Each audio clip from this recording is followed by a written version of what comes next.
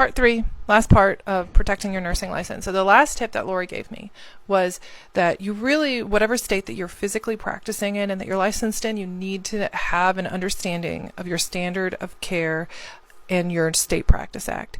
Now, the frustrating thing is this is written in legalese, but I highly recommend you printing out that bad boy and looking through it and highlighting things. There are differences in different states. So she gave examples. I can't remember the exact states they were in, but like in one state, let's say you get to work and they give you an unreasonable assignment that's completely unsafe. You cannot refuse that assignment in this specific state that I can't remember off the top of my head. And if you were to do that, you could be charged with like abandonment or charged with something that you can't refuse an assignment. But she said what in that situation, what you do is you create a paper trail where you email your higher ups, hey, I was expected to do this. This was unsafe, X, Y, and Z, so that if something bad happens, you clearly made your position known about what you thought about the situation, and how that's not the same in all states, and there's all these rules that differ.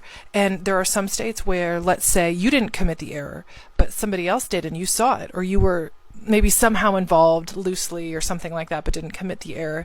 You could also be held accountable if you didn't say anything.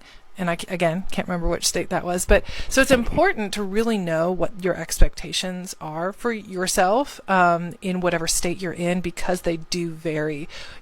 Our standard of care that we provide is, roughly the same. But when you're sitting in a courtroom in front of the Board of Nursing, what matters is that state's State Practice Act. So you go to your State Board of Nursing website, or just Google Illinois State Practice Act, Minnesota State Practice Act. Look at that and genuinely know that information. Really helpful to have that. So that was her last big tip. So I highly recommend doing all of the things, because once we know, as I had mentioned to her, I thought just if the hospital told me to do something, it was fine.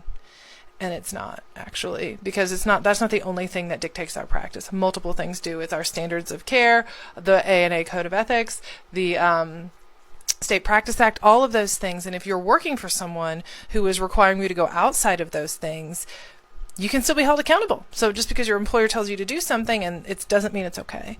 So we have to kind of have knowledge about the expectations of all of these things, and that's how you really are empowered in practicing and protecting your own nursing license.